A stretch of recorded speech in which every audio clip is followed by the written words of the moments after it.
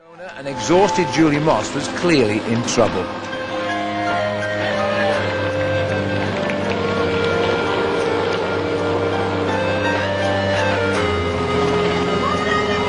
Quickly back on her feet, but again her body said no more.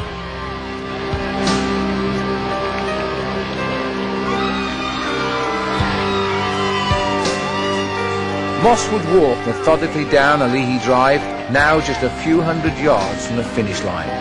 Julie Moss crawled to the finish line in one of the most memorable moments in the history of ABC's Wide World of Sports.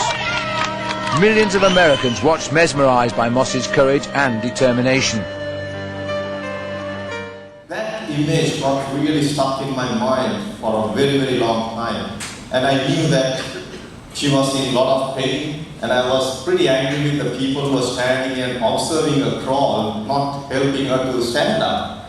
And at that point, it really got deeply rooted in that impressionable young mind.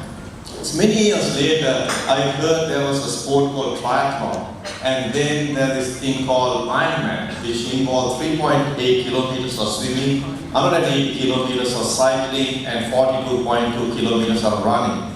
It was at that moment I saw that brand IRONMAN, then I remembered seeing that brand when Julie was crawling. And I said, oh my God, and I connected the dot backs and I realized it was IRONMAN that you were doing at that time.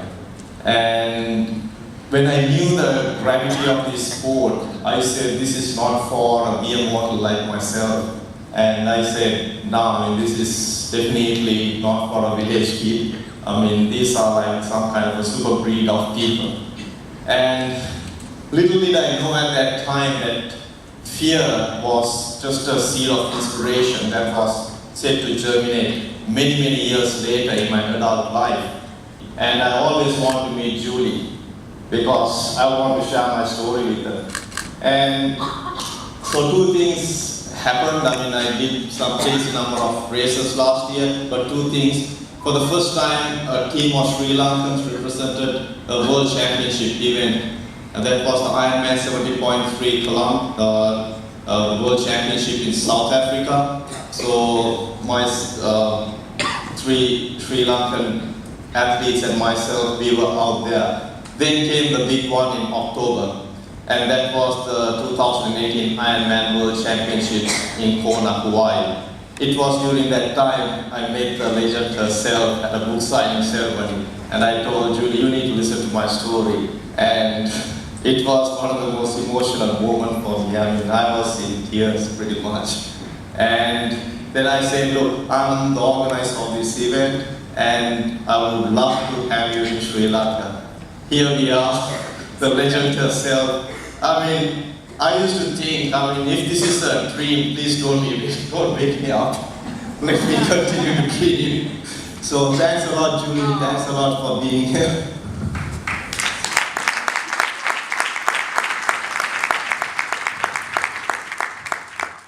And watching that 23-year-old girl struggle, I am so filled with pride that I'm a little disconnected here in a way, looking at the young woman who was struggling and trying so hard. That's a part of who I am. That made me who I am. That was a moment in my life that made me who I am. But I look back on her with a mother's pride. Wow, that's amazing. It hasn't always been that way. I haven't always looked at that moment with complete pride. At 23, when I was struggling to get to the finish line and I lost control of my limbs, everything that was in my guts, everything was captured on ABC Wide World of Sports cameras. That was scary, terrifying in fact, when my body wasn't responding. But then to see it all played back on national television and to have my most vulnerable moment replayed, the camera right in front of me at my most humiliating moment, personally, I would have never guessed that when you saw that over time, it would translate to something that could inspire. And in the case of Rajan, it kind of put fear in him from a young age, so I apologize for that early childhood trauma. So I got my transition area set up, I immediately went in the water. And Dr. Asha, you can understand that when you're in the water, underwater, it's calm. It's peaceful. The fish are doing their thing, the sea turtles are doing their thing, and it was just refuge to get away from all that tension. So, I was pretty fearless at 23 that I would sign up for this event in the first place, that I would take on all the training, and here I am getting ready to start. And it wasn't so much that I was afraid of the event, I just was afraid of the tension of competition. But once the cannon went off and the swim started, I was fine. It got pretty rough with all those people thrashing about, but I just swam off to the side. I'd rather swim longer than swim in all that mess. Got out of the water and everyone's cheering on the Kona Pier, and it was like, okay, this is kind of what I expected. Raise the energy up. Just a note to everybody out there, when you see an athlete go by, those cheers are important.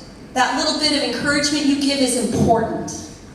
So as the bike ride started, I was doing fine. In fact, the ABC camera truck was kind of hovering around me. And I thought, well, maybe I'm doing better than I thought. But just as I reached in to get my Snicker bar, you know the candy bar Snickers bars? Well, they're not suited for the climate in Hawaii.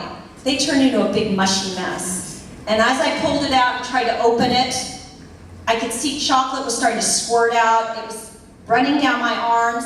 And that was exactly when the ABC camera truck came right up beside me, cameras in my face, and I'm thinking, this is my up-close and personal moment on the sports show that has guided my entire life. And so what do? The only nutrition I brought with me for the entire day, I threw it away.